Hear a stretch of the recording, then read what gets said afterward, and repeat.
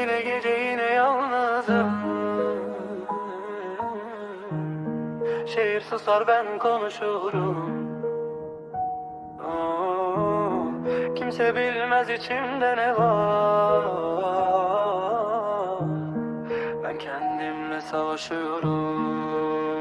Geceler beni anlar, insanlar anlamaz. Kalbimde çok şey var, dilim söyleyemez. Sen gittin gideli dünya aynı değil. Gözlerim güler ama içim hiç değil. Geceler beni anlar, sabahlar yabancı. Her köşe başında kaldı bir anımız. Ne kadar kaçsam da dönüyor aklım. Seni değil eski beni arıyorum artık. Telefon elimde yazmıyorum sana. Gurur mu bu yoksa korku mu acaba? Bir zamanlar yanımdaydın şimdi uzakta. Adını silsem de kaldın kafamda. Dost dediklerim dağıldı birer birer. Kim gerçek kim sahte gördüm geceler. Ben düştüğümde kimse yoktu yanımda. Şimdi herkes tanıyor beni zirvede. Ama ne zirve ne para ne şöhret. İçimdeki boşluğu doldurmuyor hiçbir şey. Bir yanım unut diyor biri geri dön. Ben hala aynı yerde, sen çoktan gitmişsin.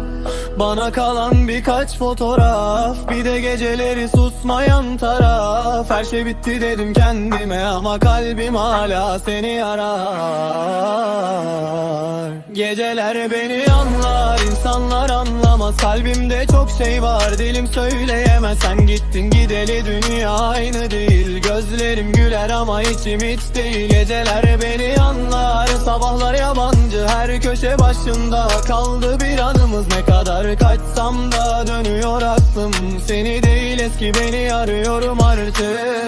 Şimdi sokaklar daha sessiz. Eskiden yanımdaydın şimdi bensiz. Kafam dolu gözler uykusuz. Bir şeyler eksik ama adı meçhul. Bana nasılsın diye soruyorlar. İyiyim deyip geçiyorum bilmiyorlar. İçimde kopan fırtınayı görmeden dışarıdan güçlü sanıyorlar.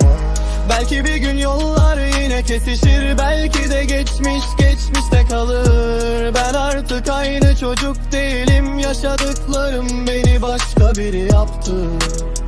Geri dönme eder yine gideceksen.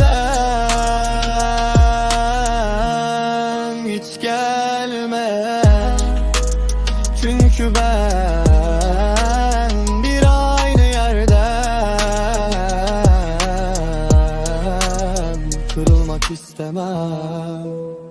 Geceler beni anlar, insanlar anlamaz. Kalbimde çok şey var, dilim söyleyemez. Sen gittin gideli dünya aynı değil. Gözlerim güler ama içim hiç değil. Geceler beni anlar, sabahlar yabancı. Ne kadar kaçsam da dönüyor aklım.